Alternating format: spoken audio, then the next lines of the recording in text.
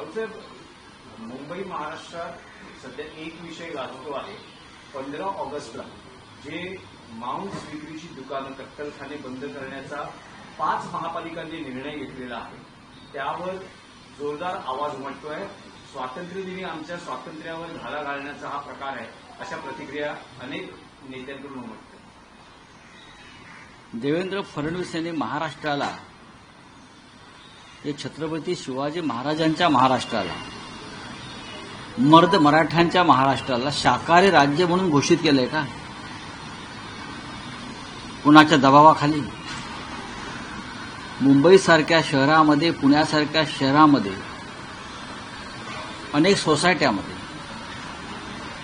डोंबिवलीसारख्या शहरात सुद्धा मांस मच्छी खाणाऱ्यांना प्रवेश दिला जात नाही, घर विकलं जात नाही. याच्यावर संघर्ष सुरूच आहे. आता 15 ऑगस्ट स्वातंत्र्य दिनी महानगरपालिका फतवा काढते आणि त्या दिवशी मांस मच्छी विक्रीवरती बंदी आणते. 15 ऑगस्टला हा काय? हा देशाचा स्वातंत्र्य दिन, लोकांनी आनंद साजरा करण्याचा दिवस आहे. हा धार्मिक उत्सव नाहीये, हा शौर्याचा दिवस आहे. लक्षात घ्या, हा शौर्य दिवस आहे. या दिवशी आम्हाला विजय प्राप्त झालेला आहे, आम्हाला स्वातंत्र्य मिळालेलं आहे. आणि ते स्वातंत्र्य नरेंद्र मोदी, अमित शहा किंवा देवेंद्र फडणवीस यांच्यामुळे मिळालेलं नाहीये. या स्वातंत्र्यासाठी रक्तपात झाला, हिंसाचार झाला, बॉम्ब फुटले, लोकांनी तुरुंगवास भोगला. त्याच्यामध्ये भारतीय जनता पक्ष किंवा आता जी विचारसरणी आहे मांस मच्छी न खाणाऱ्यांची, ते कुठेच नव्हते.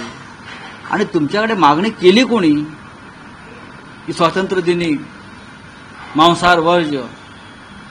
हे काय नवीन थोतांड आहे या महाराष्ट्रामध्ये? आणि या थोतांडाचे जनक कोण आहेत? देवेंद्र फडणवीस सांगतात काँग्रेसच्या काळामध्ये. अहो, काँग्रेसचं सोडून द्यावं, तुमचं बोला. काय झालं की काँग्रेसच्या काळात तुमच्या स्वप्नात सुद्धा तुमच्या छातीवर काँग्रेस बसलेली आहे आणि आम्ही बसलेलो आहोत. काय विचारा, काँग्रेसच्या काळात, नेहरूंच्या काळात, काय नेहरूंच्या काळात, काय काँग्रेसच्या काळामध्ये तुम्ही महाराष्ट्राला काय नपुसंक बनवताय का?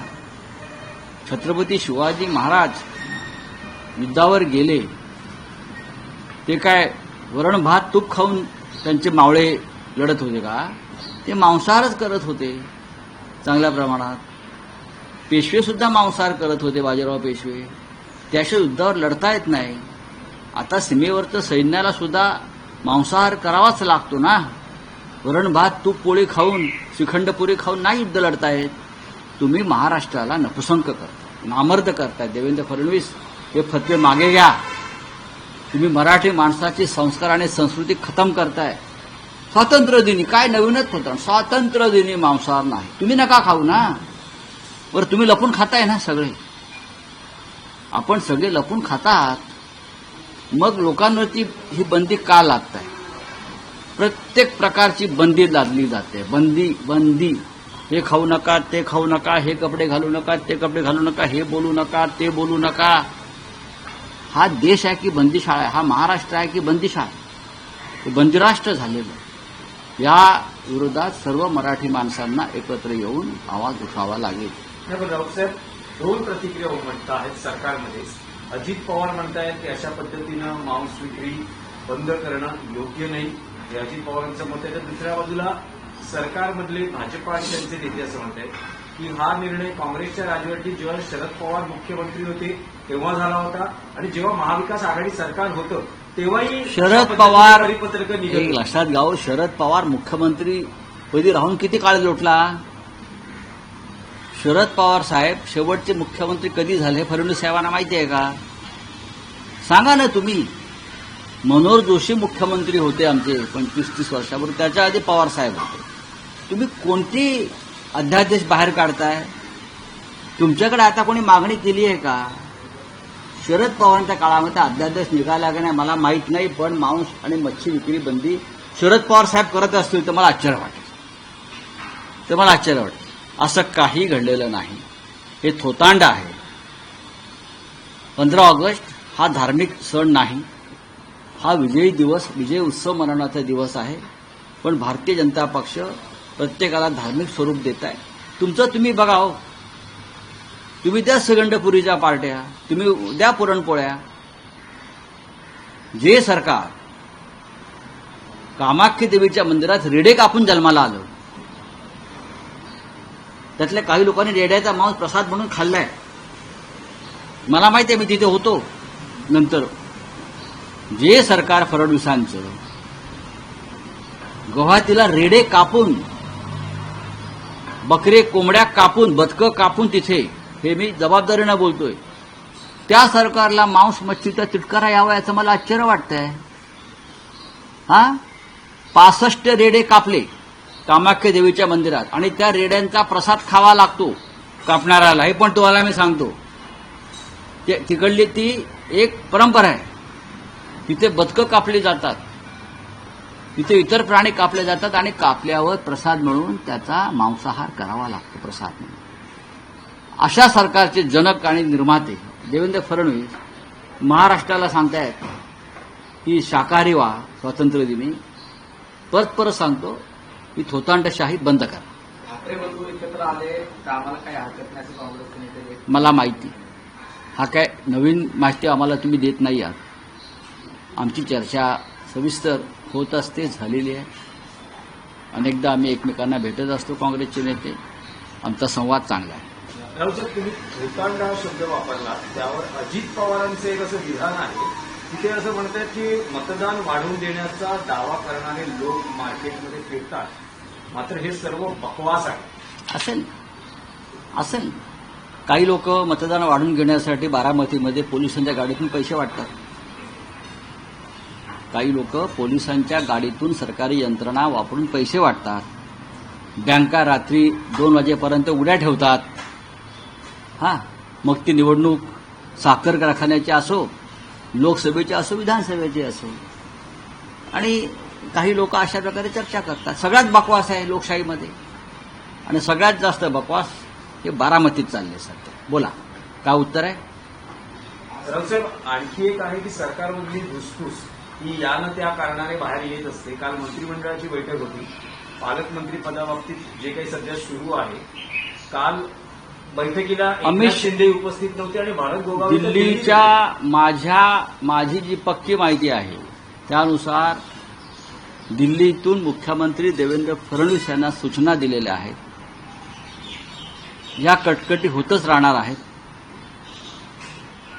एकनाथ शिंदे आणि त्यांच्या लोकांना फार गांभीर्याने घ्यायची गरज नाही. दुर्लक्ष करा आणि तुम्ही तुमच्या पद्धतीनं राज्य चालवा, अशा प्रकारच्या सूचना देवेंद्र फडणवीस यांना दिल्लीतल्या वरिष्ठांकडून पक्क्या सूचना. जसं मी तुम्हाला काल सांगितलं की मिस्टर एकनाथ शिंदे अमित शहाना भेटून पालकमंत्री पदाबाबत रडगाणं गात होते. तो गृहमंत्री म्हणाले की देशाच्या गृहमंत्री पालकमंत्री ठरवत नाही. हा मुख्यमंत्र्यांचा अधिकार आहे. पालकमंत्री पदासाठी देशाचा गृहमंत्री आदेश काढत नाही. तर तुम्ही हा विषय महाराष्ट्रातच सांगतो. आणि सीएम साहेबांना आमचं सांगितलेलं आहे, दुर्लक्ष करा, फार गांभीर्याने घेऊ नका, बघू पुढे काय करायचं. यातला एकही शब्द खोटा नाही. धनंजय मुंडे 5 महिने झाले. ते ठीक आहे. हा प्रशासकीय एक विषय असा आहे की भले तो विषय कबुतरांचा जरी असला, आज हायकोर्ट त्यावर काही सुनावणी आहे, वातावरण तापलेलं आहे. जैन समाज आक्रमक आहे, अगदी हिंसेची भाषा केली जाते. करू द्या. तशात आज मराठी एकीकरण समिती मला माहित नाही. बघा, आज तुम्ही सामना चालवले वाचला असेल, त्याच विषयावर आम्ही आमची भूमिका स्पष्ट मांडली.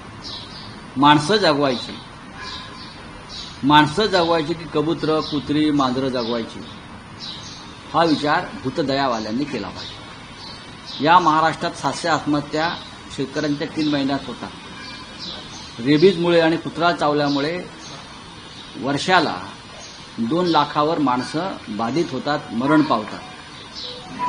तर कोणाकडे लक्ष देणं गरजेचं आहे? माणसांकडे. बाकी हे श्रीमंतांचे खेळ आहेत सगळे. चला एकच विषय आहे, राहुल गांधीचा एकच विषय आहे. मराठा मोर्चामध्ये मुख्यमंत्री देवेंद्र फडणवीस यांनी कट रचल्याचा आरोप जरांगे पाटील करतात. मात्र आंदोलनात ते ठाणे मुंबईत येण्यात आले. हे ठीक आहे ना, हा लोकशाहीने त्यांना दिलेला अधिकार आहे आणि मराठा समाज त्यांच्या हक्कासाठी लढतो आहे आणि आम्ही सगळे त्यांच्या पाठीशी कायम राहिलो. मुंबईत त्यांना धडक द्यावी लागते आणि कोणती आश्वासनं या समाजाला दिलेली देवेंद्र फडणवीस पाळत नाही. उलट त्या संघटनेमध्ये फूट पाडण्याचा प्रयत्न करतात सत्तेच्या माध्यमातून. याच्यामुळे जरांगे पाटील यांना जर संताप आला असेल तर तो योग्य आहे. चला राहुल साहेब, एकच आहे की बाळासाहेब ठाकरेंनी ज्या व्यंगचित्र साप्ताहिकातून आपली परखड भूमिका मतं मांडली, त्या मार्मिकचा आज वर्धापन दिन साजरा होतोय. त्याविषयी काय सांगाल? आज कार्यक्रमही होतोय वर्धापन दिनानिमित्त. तुमच्या समोर जे संजय राऊत उभे आहेत ते त्या मार्मिकचं प्रॉडक्ट आहे, उत्पादन आहे. आम्ही सगळे मार्मिक स्कूलचे विद्यार्थी आहोत. बाळासाहेब ठाकरेंनी आम्हाला आधी मार्मिकच्या शाळेमध्ये घातलं, मार्मिकमध्ये आम्हाला कामाला लावलं आणि त्या मार्मिकच्या प्रशिक्षण शाळेतून आम्ही सगळे बाहेर अलवाणीपर्यंत पोहोचलो. मार्मिक व्यंगचित्र साप्ताहिकानं त्या काळामध्ये राज्यकर्त्यांची झोप उडवली, मराठी माणसाला जागं केलं. मराठी माणसाच्या चळवळीची निर्मिती जर कोणी केली असेल तर ती मार्मिक व्यंगचित्र साप्ताहिकाने केली. मार्मिकमधून शिवसेना जन्माला आली, लक्षात घ्या. मार्मिकमधून शिवसेना जन्माला आली आणि मार्मिकमधून हिंदुहृदय सम्राट बाळासाहेब ठाकरे निर्माण झाले.